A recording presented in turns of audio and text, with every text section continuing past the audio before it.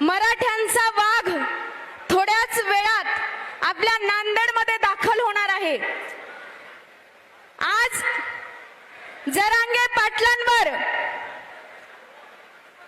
Jarange Patil manage होत नाहीत, जरांगे पाटील फुटले जात नाहीत, जरांगे पाटील विकले जात नाहीत, म्हणून जरांगे पाटलांना बदनाम करण्याचा प्रयत्न केला जातोय। पण या गोष्टीपासून सावधान राहा मराठ्यांनो, आम्ही मराठे चुकूनही मुंगीच्या वाटेवर जात नाही, आम्ही मराठे चुकूनही मुंगीच्या वाटेवर जात नाही। पण जर कुणी आमच्याच वाटेवर येऊन आमच्याशीच वाटमारी करत असेल तर त्याच्या वाटेवर जाऊन त्याची वाट लावल्याशिवाय आम्ही आमच्या वाटेवर परतत नाही। हा इतिहास आहे मराठ्यांचा।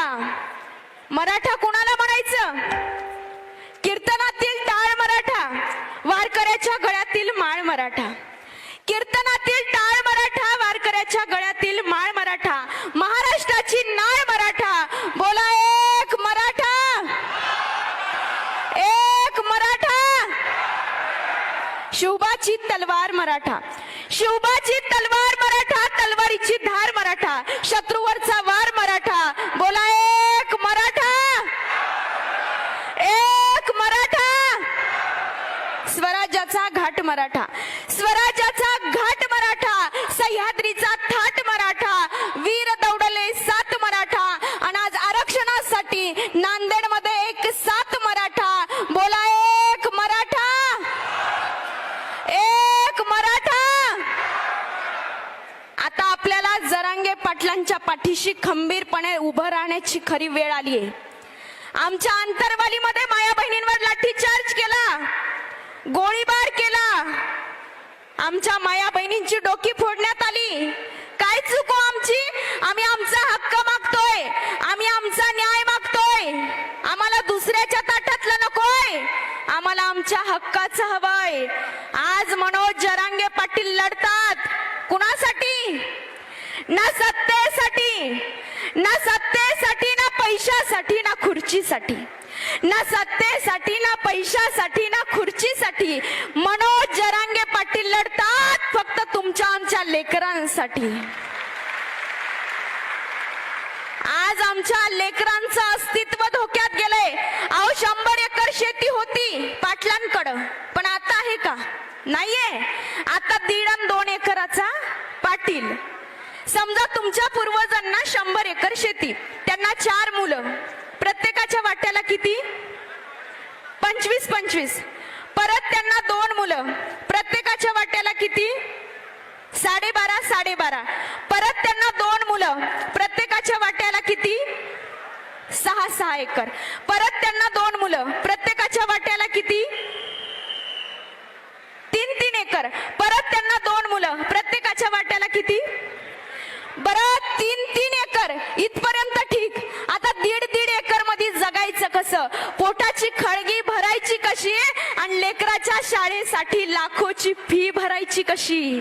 हा प्रश्न आहे। म्हणून जरांगे पाटलांचा लढा उभा केलाय।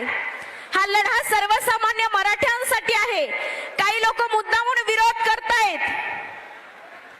काल परवा प्रवेश बंदीचे बॅनर हटवण्यात आले काही ठिकाणी। सरकार एक गोष्ट लक्षात घ्या, मराठ्यांशी गनिमी कावा करण्याचा प्रयत्न करू नका, कारण मराठ्यांच्या रक्तातच गनिमी कावा आहे। तुम्हाला तुमची जागा येणाऱ्या निवडणुकीमध्ये मराठा समाज दाखवून दिल्याशिवाय राहणार नाही। म्हणून बांधवांनो, आता खरी गरज आहे तुम्ही तुमचे पक्ष, तुमचे नेते, तुमचे प्रेरणास्थान चुलीत घाला। ते एकही नेता काही कामाचा नाही। आता तुम्हाला पक्षाचं सोडून आपल्या समाजासाठी लढण्याची खरी गरज आहे। तुम्हाला जर तुमच्या समाजापेक्षा पक्ष आणि बापापेक्षा राजकीय नेता मोठा वाटत असाल तर तुमच्या येणाऱ्या पिढ्या या बर्बाद होतील। म्हणून आता खरी गरज आहे एकत्र येण्याची। लढाई अंतिम टप्प्यात येऊन पोहोचलीये। जरांगे पाटलांना विरोध करणारे लोक विरोध करतात, बॅनर हटवले जातात, पण आमच्या मराठ्यांच्या हृदयामध्ये बॅनर केलेल्या मनोज जरांगे पाटलांना तुम्ही नाही हटवू शकणार। मराठ्यांच्या मनामध्ये घर केले मनोज जरांगे पाटलांनी. आज बघा राजकीय नेत्यांच्या सभेला खुर्च्या रिकाम्या बघायला भेटतात, पण आज इथं बसायला जागा उरणार नाही मनोज जरांगे पाटलांचं आगमन झाल्यावर. तुम्हाला एक छोटीशी गोष्ट सांगते. एकदा जंगलाला आग लागलेली असते, जंगलाला भयान आग लागते आणि प्रत्येक जण आपापल्या परीने आग विझवण्याचा प्रयत्न करतो. त्याच्यात एक छोटीशी चिमणी असते. चिमणी काय करते? चिमणी जाते, पाणी घेते आणि आपल्या चोचीनं ती आग विझवण्याचा प्रयत्न करते. जाते, पाणी घेते, जंगलामध्ये जाते, ती आग विझवते, परत जाते, पाणी घेते, आग विझवते. आणि हे बघतो मोठा हत्ती. हत्ती बघतो, अगं चिवताई तू केवढूशी, तुझी चोच केवढूशी आणि तू ही मोठी आग विझवण्याचा प्रयत्न करते होय. त्यावेळेस चिमणी फार सुंदर उत्तर देते. चिमणी म्हणते, हत्ती दादा तू मोठा आहेस, विचार केला तर तुझ्या सोंडीमध्ये पाणी जास्त मावतं, तू सुद्धा आग विझवू शकत नाहीस, तू आग विझवत नाहीस, ही तुझी चुकी आहे. पण मी आग विझवते. का विझवते? कारण ज्या ज्या वेळी या आगीचा इतिहास लिहिला जाईल त्या त्या वेळी आग लावणाऱ्यामध्ये नाही तर आग विझवणाऱ्यामध्ये या चिमणीचं नाव लिहिलं जाईल. म्हणून आपण चिमणीसारखं मराठा आरक्षणासाठी काहीतरी केलं पाहिजे. एक शेवटचीच गोष्ट सांगते आणि माझ्या लांबलेल्या वक्तव्याला पूर्णविराम देते. आज जगाच्या कल्याणा संतांच्या विभूती, देह कष्टविती परोपकारी.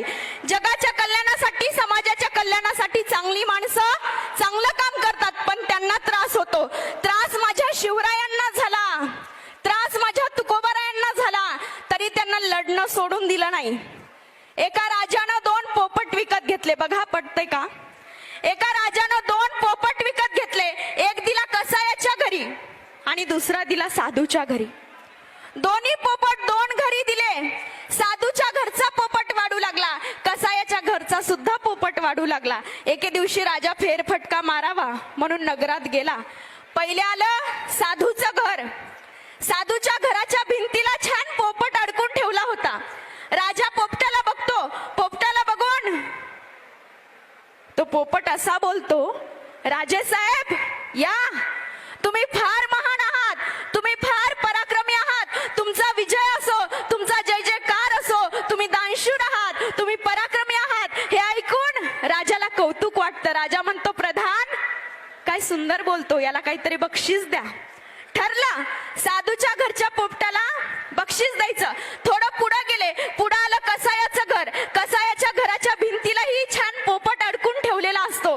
तो पोपट राजाला बघून बोलायला लागतो, राजे साहेब काय मूर्ख आहात, तुम्हाला अक्कल तर जराशी नाही, राज्य कसं सांभाळावं याचं भान काय तुम्हाला नाही, तुमच्यासारखा मूर्ख राजा मी कधीच बघितला नाही. हे ऐकून राजाला राग येतो. राजा म्हणतो, प्रधान याला काहीतरी शिक्षा द्या. ठरला, एका पोपटाला बक्षीस आणि दुसऱ्याला शिक्षा. पोपटाला बोलवतात, पण त्याच वेळी साधूच्या घरचा पोपट म्हणतो, राजे साहेब त्याला शिक्षा देऊ नका, त्याची काही चुकी नाही, वास्तविक तो आणि मी दोघं सख्खे भाऊच आहोत, पण आमच्यावर संगतीचा परिणाम झालाय. तो कसायाच्या घरी वाढला, कसायाच्या घरचा शिव्याशाप त्याच्या कानावर आला, म्हणून तो तसं बोलायला लागला. मी साधूच्या घरी वाढलो, साधूच्या घरचा हरिपाठ, स्तुतिपाठ, भजन, कीर्तन माझ्या कानावर आलं, म्हणून मी तसं बोलायला लागलो. हा त्याचा अवगुण किंवा माझा गुण नाही, तर हा संगतीचा परिणाम आहे. संगीता वानखेडे, अजय बारसकर हे आमचेच भाऊ, आमच्या समाजातले, पण यांच्यावर संगतीचा परिणाम झालाय. यांनी संघ केला. कुणाचा संघ केला? सदावर्तेचा, फडणवीसांचा. म्हणून आज आमच्यातलेच पोपट असे बोलायला लागलेत. पण या पोपटांकडे लक्ष देऊ नका, कारण हाती चले बाजार आणि कुत्ते भोके हजार. आज मनोज जरांगे पाटील हा हाती लढतोय, पण अभिमन्यू सारखी अवस्था झालीये. सगळीकडे चक्रव्यूह, पण एकटा अभिमन्यू झुंज देतोय. म्हणून त्या अभिमन्यूला आपल्या सगळ्यांना मिळून सहकार्य करायचंय. म्हणून आपण एकच विनंती करूयात.